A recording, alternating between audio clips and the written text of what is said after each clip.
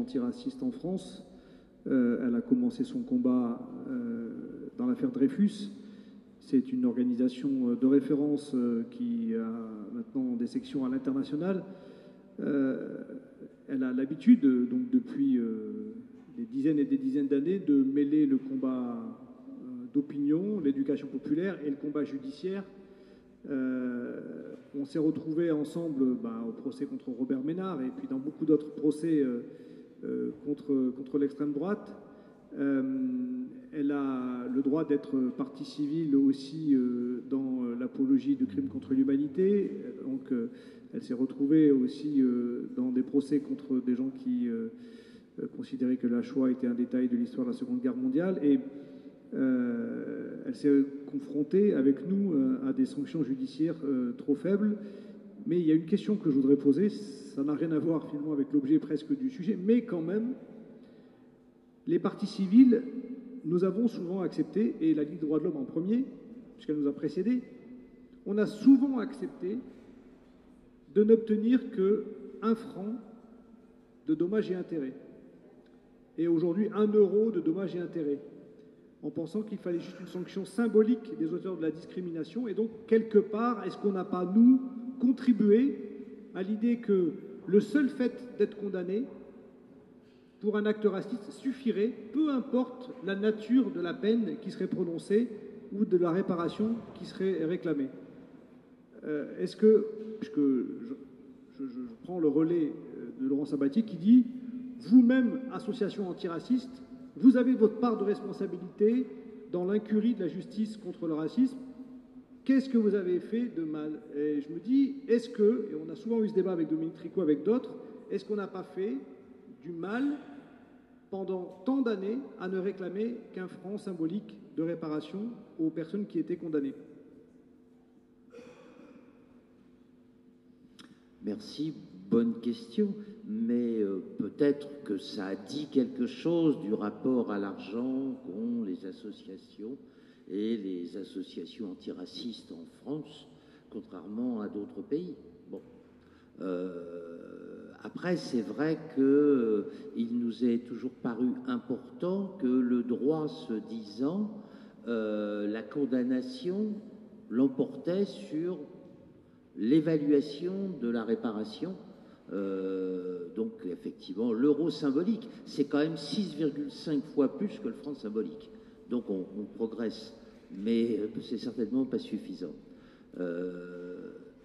Donc, bon, voilà, c'est le sens des combats qu'on mène, c'est effectivement faire entendre dans les prétoires, et pas tout seul, hein, tu l'as rappelé, si possible dans des actions collectives.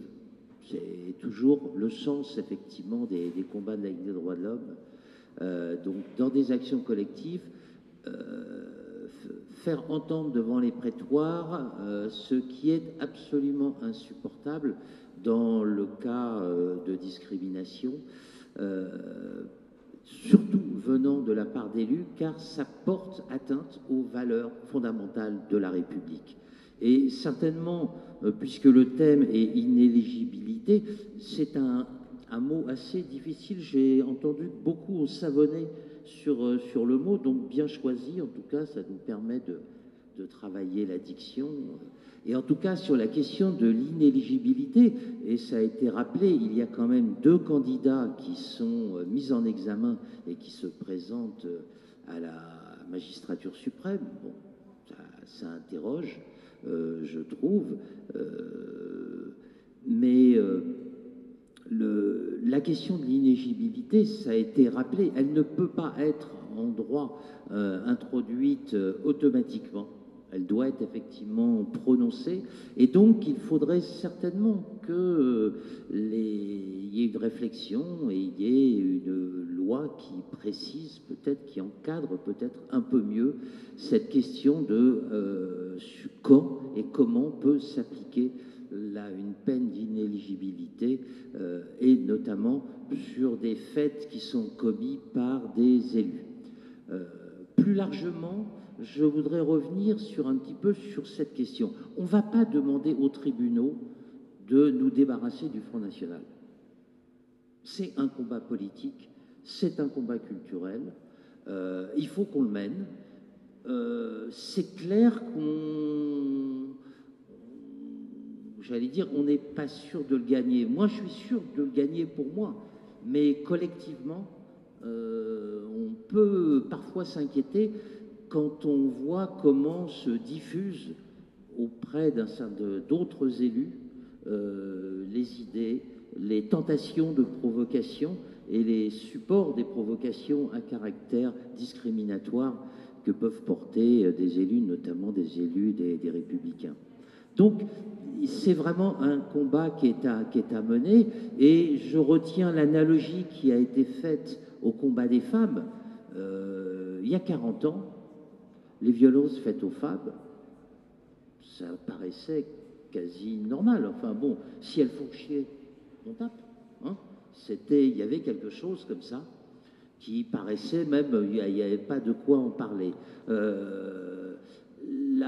Le combat culturel et politique qu'ont mené les femmes envers les hommes, leurs mecs, nous, et puis ensuite de façon plus large, a permis que cette réflexion infuse dans les tribunaux, et que les juges, qui sont des hommes, qui sont des femmes, qui sont des citoyennes et des citoyens, ont commencé à lire la loi et à l'interpréter. Là, je parle pour savoir si vous êtes d'accord, mais l'ont interprété à l'aune un petit peu de ce travail, de ces combats qui ont été faits, de ces urgences. Je pense que sur les questions des discriminations, sur les questions du racisme, sur les questions du négationnisme, il y a quelque chose de tellement insupportable que ça devrait aller de soi qu'une élue soit ipso facto rendue inéligible lorsqu'elle est condamnée pour ces faits. Alors,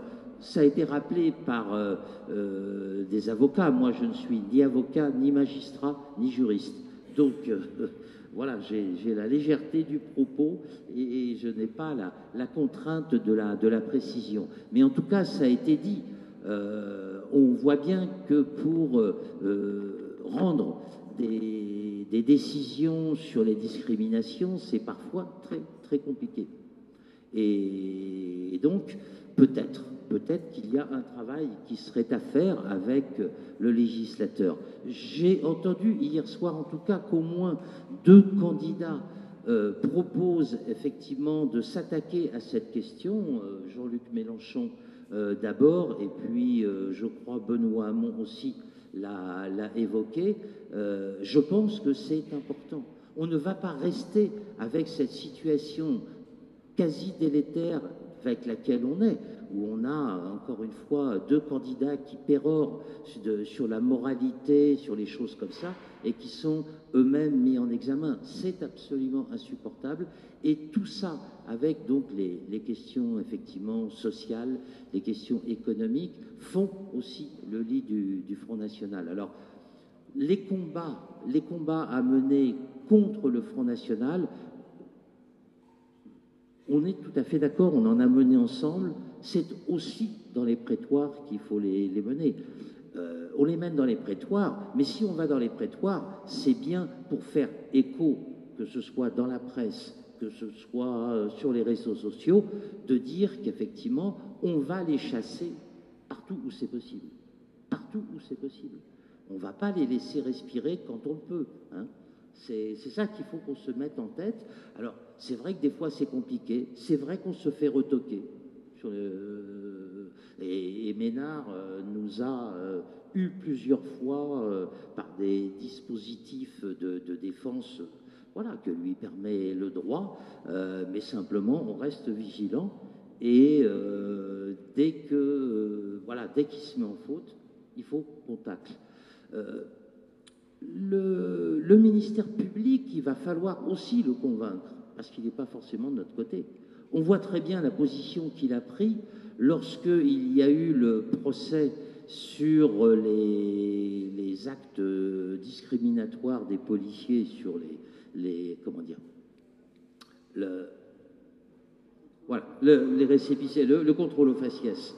Donc, on voit très bien que le ministère public, sur une décision qui est très importante et qui, si elle est confirmée, fera certainement jurisprudence, on voit que le ministère public, Courage Fillon, il n'a pas accepté. Donc, le travail qu'on a à faire ensemble, qui est ce travail de combat, qui est un travail de résistance, qui est un travail de conviction, on doit le mener, voilà, ça commence dehors, quand on sort, et ça va effectivement jusque aux échéances politiques qui nous attendent.